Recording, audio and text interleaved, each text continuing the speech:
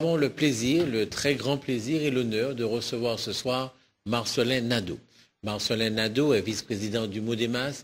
Il est maire et conseiller général de la ville du Prêcheur. Monsieur Nadeau, bonsoir. Bonsoir Roland Laouché. Je voudrais bien sûr souhaiter une bonne année aux Martiniquaises-Martiniquais, encore qu'il n'est peut-être pas plus temps de le faire, puisque nous sommes déjà au mois de février, le carnaval frappe à nos portes. Enfin, je voudrais quand même dire aux Martiniquaises, aux Martiniquais, aux Préchotines, aux Préchotins, aux habitantes et habitants du Nord, et bien sûr à toutes les téléspectatrices et tous les téléspectateurs de KMT, qu'il nous faut du courage, de la détermination pour trouver un cap dans un monde en ébullition, dans un monde en crise. Je ne suis pas de ceux qui se lamentent. Je crois qu'il faut savoir s'organiser, se ceindre les reins pour trouver les perspectives et le chemin de l'espérance et de l'espoir dont ce monde et singulièrement notre pays, pays de la Caraïbe a besoin. Alors aujourd'hui, on voit se développer la violence au détriment de notre jeunesse.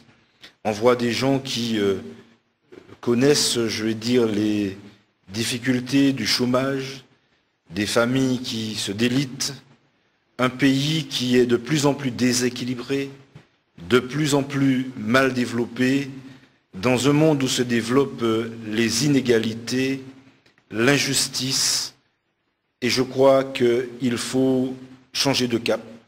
Et pour ce faire, il faut savoir se donner la main pour s'organiser. En Martinique, je suis élu du Nord de la Martinique, élu du Prêcheur, du Nord Caraïbe singulièrement. C'est vrai que nous voyons un pays qui ne veut pas changer d'orientation sur le plan économique.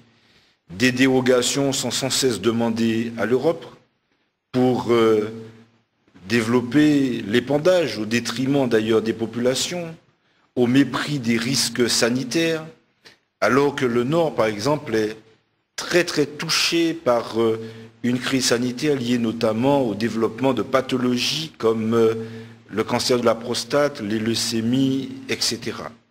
Et on nous dit que nous n'avons pas le choix entre, je veux dire, la maladie, la crise sanitaire et la seule production d'exportation, la seule spéculation d'exportation, je vais parler de la banane. Il ne s'agit pas pour nous de jeter comme ça aux orties des travailleurs, pas du tout. Mais je crois que nous ne devons pas nous contenter de demander des dérogations pour rester dans un système qui a montré ses limites. Aujourd'hui, nous sommes dans un monde de concurrence et on sait pertinemment que notre banane a du mal à concurrencer les bananes et la banane émanant d'autres pays. Donc il faut absolument trouver d'autres solutions.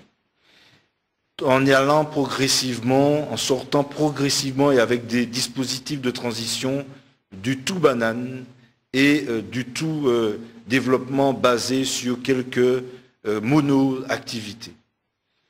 Donc pour ça, il faut mettre l'imagination, je veux dire, aux affaires, mettre l'imagination aux commandes, savoir inventer en tant que Martiniquais les voies, bien sûr, d'un développement durable, équilibré, profitable au plus grand nombre de Martiniquaises et de Martiniquais.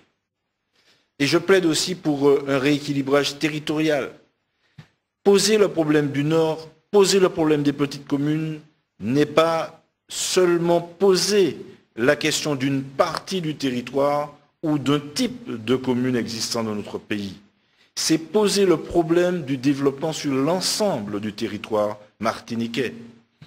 Si nous n'y prenons garde et que le Nord continue à aller à volo et que le centre continue à concentrer toutes les activités à la fois commerciales et administratives et que le Sud continue à développer une forme de tourisme que l'on connaît bien et qui n'est pas la seule voie du tourisme et qui n'est pas non plus la meilleure voie du tourisme, eh bien on aura un pays déséquilibré, un pays qui penche d'un côté au détriment de l'autre côté. Poser la question du développement équilibré, Poser la question du développement de toutes les parties de notre pays, c'est poser dans sa globalité la question, je veux dire, d'un développement durable pour la Martinique et de l'épanouissement des Martiniquaises et des Martiniquais. On le sait bien, il faut d'autres valeurs. Il faut que d'autres valeurs soient véhiculées.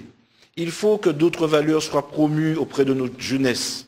C'est vrai aussi qu'il faut lui offrir des perspectives d'avenir.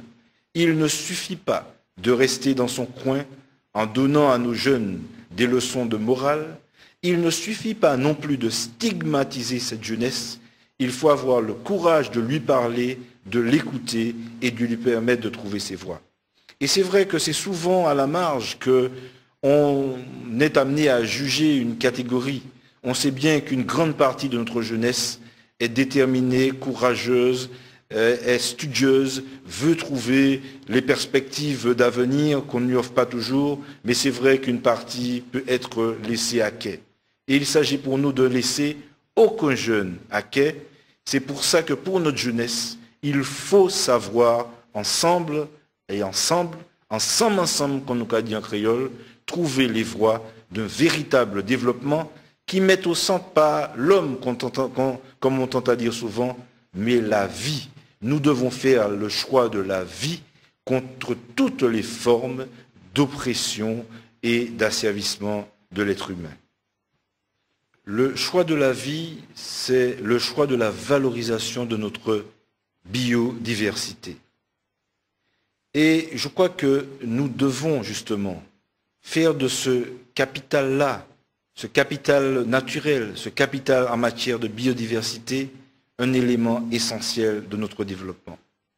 Une autre piste de développement, c'est aussi notre fonds culturel, notre identité, notre patrimoine matériel et immatériel. Je crois que nous avons là des pistes pour vrayer du vent, pays-nous. Alors, je suis du Nord-Caraïbe, je le disais, et aujourd'hui, on débat du Grand Saint-Pierre.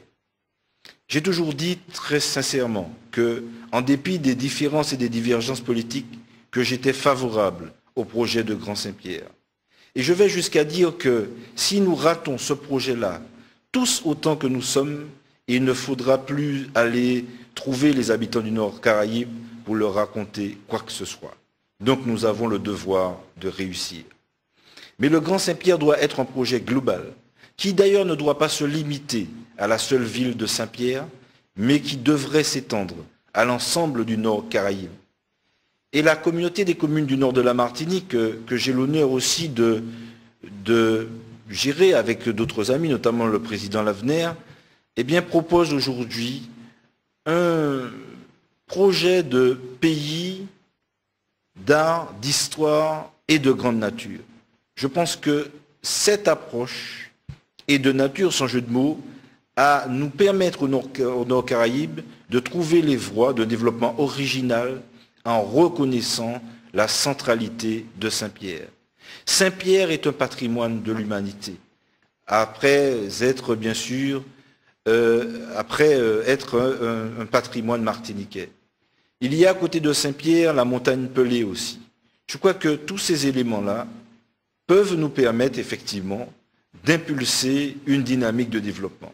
La culture, l'identité n'est qu'une entrée, parce qu'un projet de développement doit être transversal et global.